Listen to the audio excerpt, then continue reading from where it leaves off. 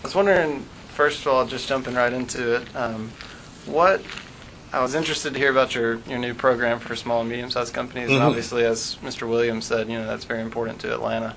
How is that new program going to change existing trade agreements or color the new ones to help small businesses get involved in trade? Well, first of all, the first step, Trevor, I want to make it plain, is we're in the information gathering phase. It just leapt out at me. Okay.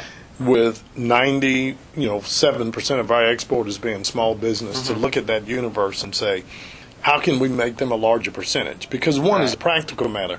It's not likely they're going to be competing, with Delta, EDS, UPS. So to me, that's just a huge opportunity to not only expand exports, but support the underlying initiative of the president, put America back to work. So to do that, one lesson I learned as mayor is go do your homework first. So depending on what we learn from ITC, it will empower our working group to then say, now how can we help them better?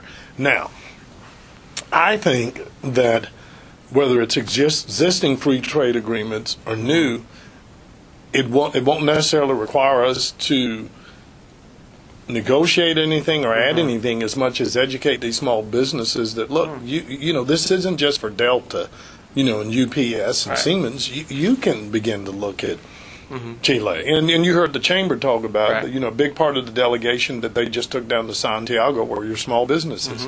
And a lot of our smaller businesses tend to think, oh, that's for somebody else. And I remind them, if you got a website, you're global, But anyway, to help them draw the dot about, and maybe if they feel like India's too far away, well, then let's look at Canada or Mexico or the Caribbean or South America. But one is to learn more about businesses that are exporting and what we can do to help them and what we can do to educate those other small businesses to get them into the fold. And what role does getting companies to export play in President Obama's larger goal of putting us on the path toward recovery? It's jobs.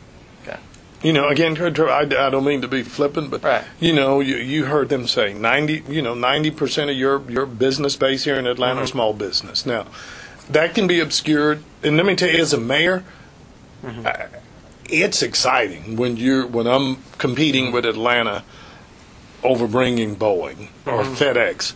But I also was humbled and scared to death that while I was out competing for the Fortune 500 company, that there are probably 1,000 businesses sitting there saying, I've been in Atlanta 30 years, got a little business over here, with 100 people, and never even shook the mayor's hand, heard from anybody. And I tried to focus at least as much of our energy on helping those businesses grow. If you got 25 employees, let's have a goal that in 5 years, let's get you 50. You got 50, let's get you to 100. And those are jobs for sure that are going to stay in Atlanta, in Dallas, in Detroit, in Idaho, in Boise City. So one is a practical matter.